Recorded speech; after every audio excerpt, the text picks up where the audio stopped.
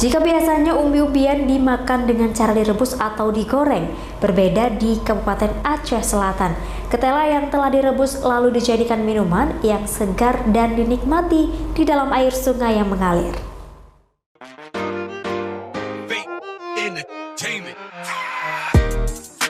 Kabupaten Aceh Selatan memiliki banyak destinasi wisata, seperti pantai yang eksotis dan wisata pegunungan yang indah.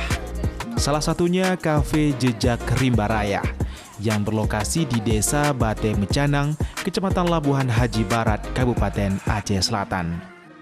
Wisata ini terbilang unik, di mana pengunjung menikmati minuman dan makanan dengan sensasi kaki terendam air sungai yang mengalir. Selain itu, pengunjung juga dimanjakan dengan pemandangan alam yang masih asri, yang ditemani gemercik suara air.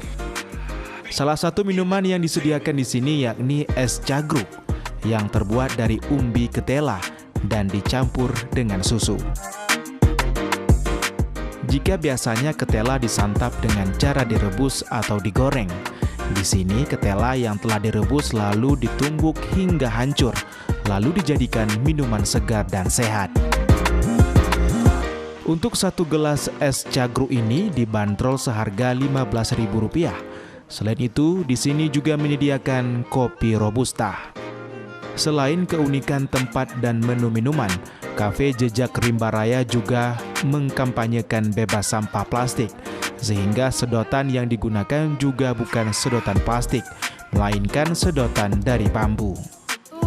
Enak banget sih, manis, dan juga salah satu minuman yang unik menurut saya, karena memang biasanya identik umbi-umbian itu dibakar, digoreng, atau enggak direbus, tapi ini dijadiin minuman. Kami juga memberikan konsep dengan nilai-nilai keindahan kearifan lokal gitu, dan itu pun menjadi sebuah seperti wisata yang berbeda dari tempat lain, karena pada saat ini kan orang kebanyakan mencari tempat yang memang tenang ketimbang wisata yang hura-hura gitu.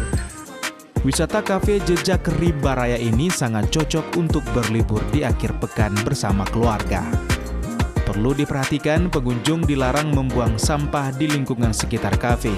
Pengunjung yang membawa sampah plastik juga dikenakan biaya tambahan sebanyak Rp2.000 setiap satu orang.